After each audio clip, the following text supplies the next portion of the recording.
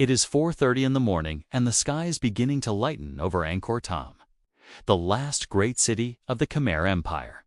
Behind me is the Bayon Temple with its famous smiling faces. And in front of me is the elephant terrace where thousands of years ago, elephants would have paraded back and forth during the Khmer Empire's annual water festival. It's hard to believe that 800 years ago, 1 million people would have lived in this sprawling metropolis. I trekked down a barely used path and found a small village where a few families were still living in homes built around the temple complex. Their children waved shyly from their doorways. As I walked by, I couldn't help but smile back because they reminded me of the happy faces of the Bayon. The Bayon is one of the most intriguing temples at Angkor because it has these giant stone heads carved into friendly smiles.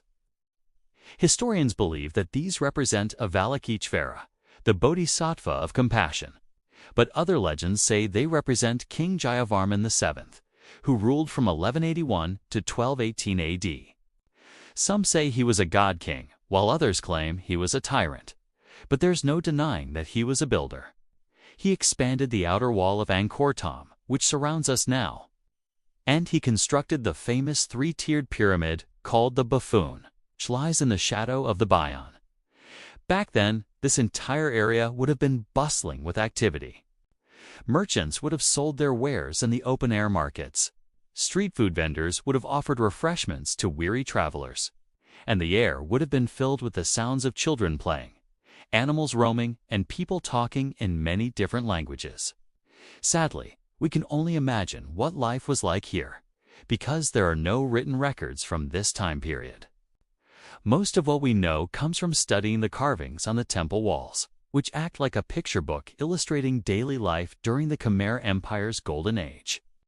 One of the most popular carvings depicts a group of musicians playing traditional instruments such as the two-stringed score, a spike fiddle called the serene, a cylindrical drum called the roniat, and a long flute made from a bamboo called the trant.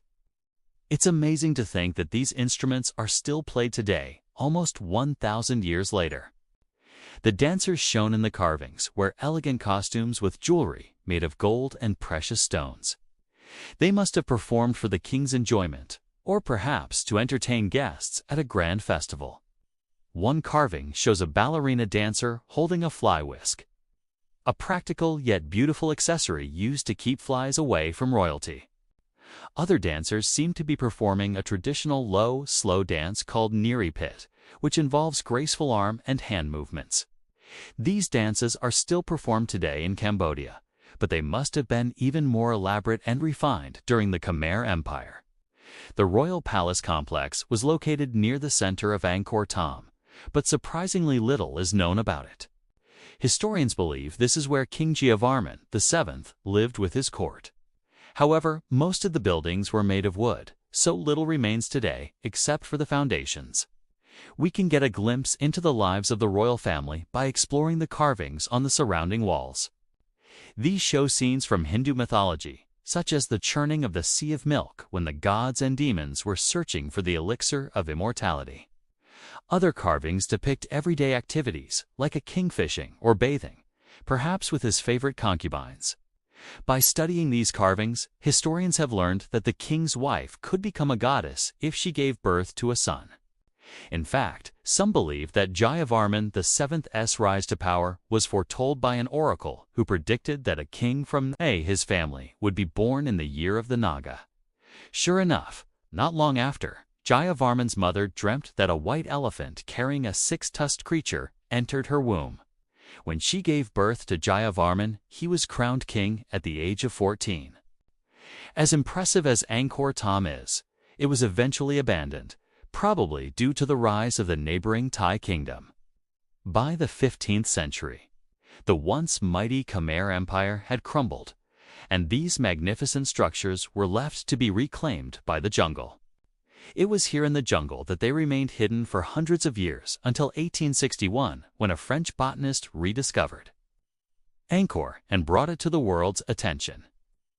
Today, over 2 million visitors come each year to marvel at these ancient ruins. Most people spend only a few hours here, but I'm lucky enough to call this place my home. Every day I explore these temples and I never grow tired of their beauty. Each time I visit, I discover something new and exciting. For example, every year during the rainy season, a waterfall magically appears in the jungle behind Angkor Wat. Many locals consider this a sacred waterfall, but it's also one of the best-kept secrets of Angkor. If you ever come to visit, please bring your own reusable water bottle. There are refill stations all over the complex, but plastic waste is a major problem here in Cambodia. Also, please don't climb on the temple walls or carve your initials into them. Most of the damage seen here has been caused by tourists who wanted to leave their mark. I would love for you to leave a comment below instead. Tell me what you would like to see in future videos. I want to thank all of my supporters for making it possible for me to produce these videos.